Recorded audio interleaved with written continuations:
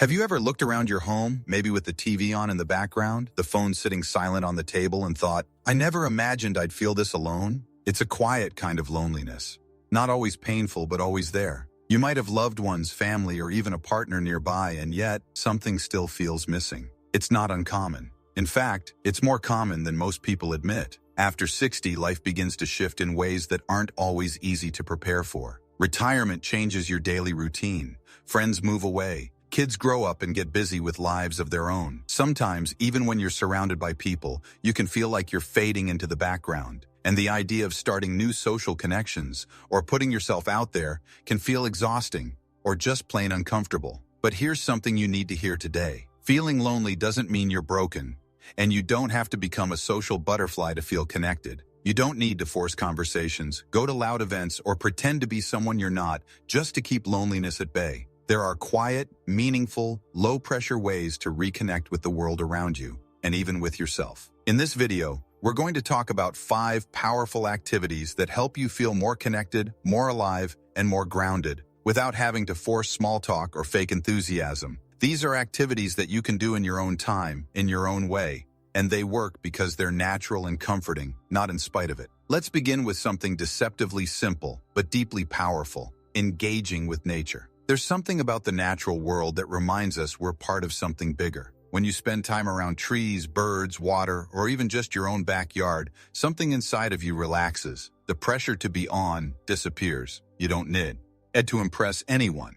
You don't need to fill the silence. Nature welcomes you exactly as you are. Now, you don't need to be a hiker or an outdoors expert to feel the benefits. Just taking a daily walk around your neighborhood, sitting on a park bench with your morning coffee, or tending a few plants on your windowsill can change how you feel inside. And if you're up for a little more, consider joining a community garden or a walking group. The beauty is you're surrounded by life without the pressure of conversation. And over time, familiar faces will start to appear, even if it's just a nod from the same person walking their dog every morning. These tiny moments of shared presence can chip away at loneliness without requiring you to talk at all. Another wonderful option, one that might surprise you, is volunteering, but with a twist. I'm not talking about the kind of volunteering where you feel drained or obligated. I mean finding a cause that resonates with your heart. Maybe it's helping out at a local animal shelter where you can walk dogs or feed cats. Maybe it's helping organize books at your local library, or even writing encouraging notes for care packages sent to people in need.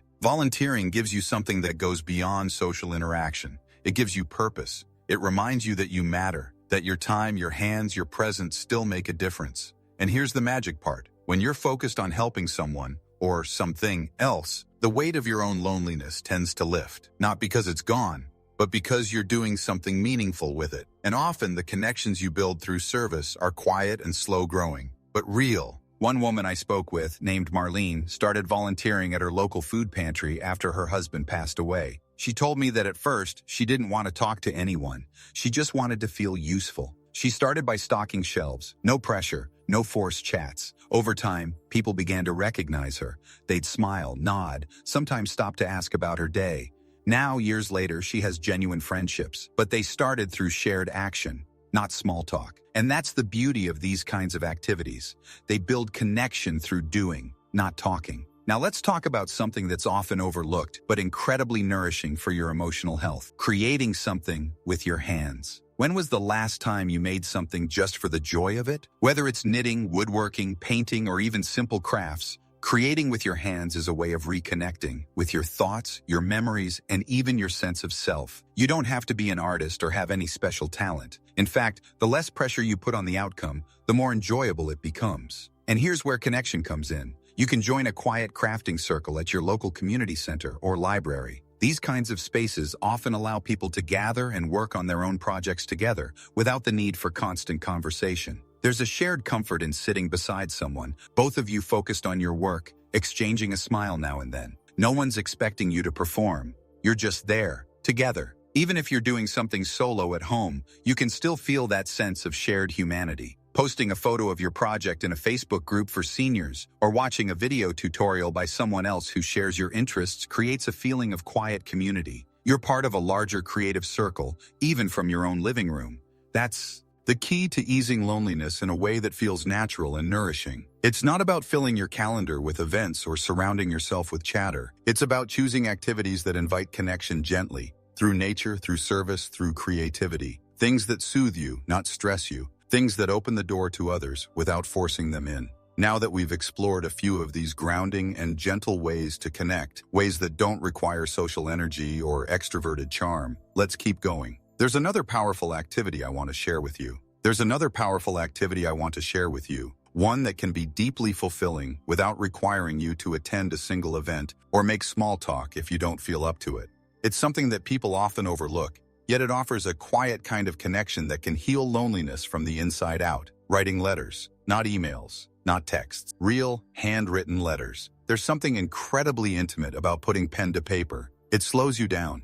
It invites you to reflect. It gives you the space to express what's in your heart, without interruption, without judgment. And it can open the door to connection in the most meaningful way. Whether you're writing to a friend from the past, a family member you haven't spoken to in a while, or even someone you've never met. One beautiful example is writing to people in nursing homes or to deployed service members through organizations that coordinate letter exchanges. You don't have to say anything profound. A simple, warm message can brighten someone's entire week, and in return, you'll often receive a note back, a tangible reminder that your words, your care, reached another human being. It's a slow but meaningful exchange that grows quietly over time, just like a garden. And if there's someone from your past you think about often, an old friend, a sibling, even a neighbor you lost touch with, consider writing them a letter. No pressure to rekindle anything big. Just a short, sincere message letting them know they crossed your mind. Whether or not they respond, you'll have opened a window to connection, and that act alone can shift how you feel.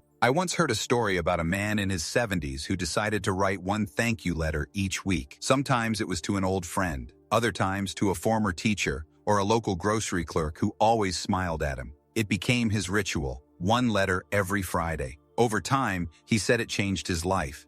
He didn't just feel less lonely, he felt seen. And more importantly, he began to see others more clearly too. Writing letters is a quiet act of connection, one that asks nothing from you but honesty and a little time. And often, that's exactly what the heart needs. Now let's shift gears to something a little more active, though not in the traditional sense. I'm talking about gentle movement that connects you not just to others, but to your own body. Activities like Tai Chi, yoga, or even guided stretching classes designed for seniors can offer a sense of calm, balance, and presence that eases the ache of loneliness. You see, loneliness doesn't always come from being alone. It often comes from being disconnected, from ourselves, from our bodies, from the present moment. Gentle movement brings you back. It wakes up the body, eases the mind, and, when practiced in a group setting, gives you a sense of shared rhythm with others, even if no one says a word. You can start right from home with online videos designed for your pace and comfort level. There are thousands of free classes made especially for people over 60.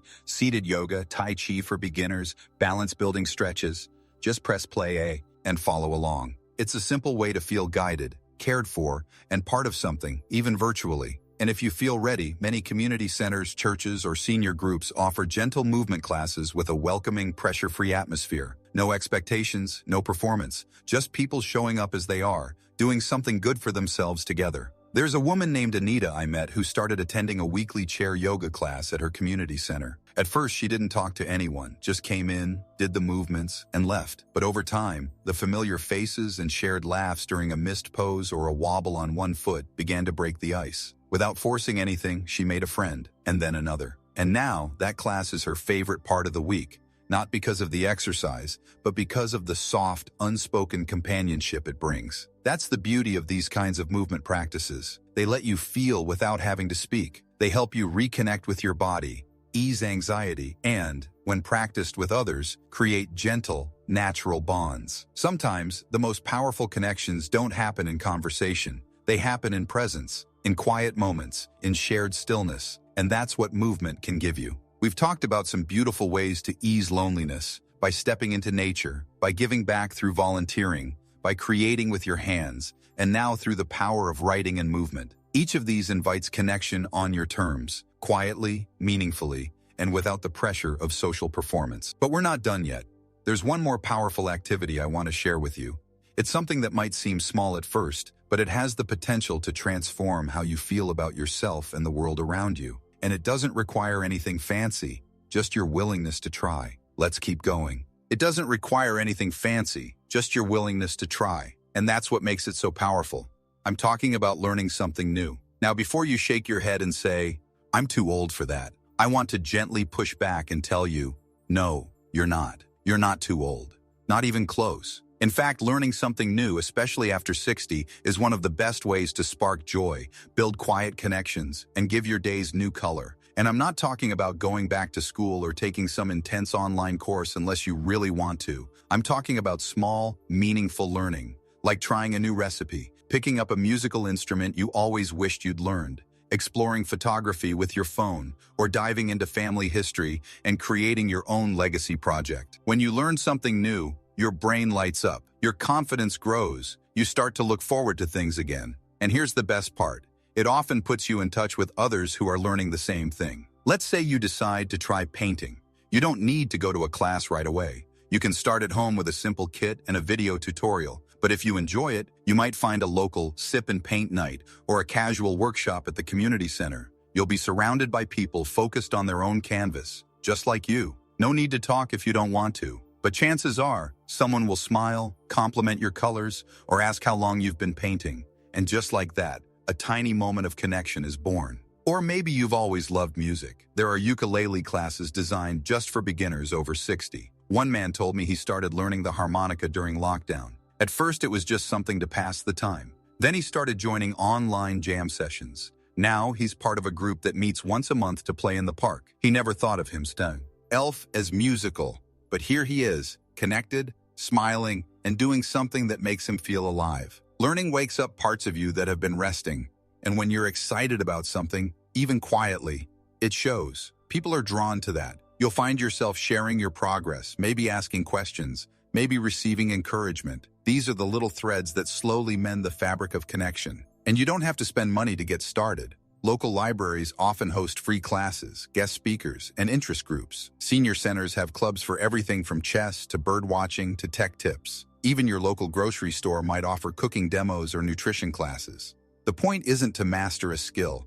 It's to rediscover your spark and open doors to connection that feel natural and easy. When you combine all these things, nature, creativity, movement, service, and learning, you create a life that welcomes connection without chasing it. And that's the goal. You don't need to fill every hour or be surrounded by people all the time. You just need a few grounded, meaningful threads that pull you gently back into the world when loneliness starts creeping in. Because here's the truth most people don't talk about. Loneliness isn't always loud. It doesn't always come with tears or aching sadness. Sometimes it just shows up in the form of long, quiet afternoons, or too many days in a row where nothing really happens, or a feeling that you're slowly becoming invisible. But you are not invisible. You are still here, still important, still full of potential. Every time you take a walk in the morning light, every time you pick up a pen to write someone a note, every time you decide to show up to that little class or try that new recipe, you're making a statement. You're saying, I still matter, because you do. And these gentle activities we've talked about today, they're not just tips or tricks, they're pathways. Not to force yourself into crowds or pretend everything's perfect, but to come back home to yourself and to the world around you in a way that feels honest and manageable. Start small. You don't have to do all 5. Just pick one. Try it for a week. Notice how it feels. Notice what shifts. Maybe you'll smile at a familiar face at the park. Maybe someone will ask you about the book you're reading at the cafe. Maybe you'll finish your first handwritten letter and feel a little more rooted than you did yesterday. Connection isn't about how many people you know. It's about how often you feel truly seen, truly heard, truly alive. And you deserve that, every day, no matter your age, no matter your circumstances. If you felt lonely lately, I hope this has given you more than just ideas. I hope it's given you permission to take care of yourself, to explore new things, and to believe that connection can still grow gently and beautifully, right where you are. And if any part of this resonated with you, I'd love to hear from you in the comments. What helps you feel more connected these days? Have you tried any of these activities before? Your story might be just the encouragement someone else needs to hear today. If you found this video helpful, please give it a like. It lets us know this kind of content matters. And if you haven't yet, make sure to subscribe for more videos like this, all focused on health, happiness, and living your best life after 60. Thank you for spending this time with me. Here's to small steps, quiet strength, and building connection in ways that feel true to you. You're not alone. and you never have to be. We'll see you in the next video.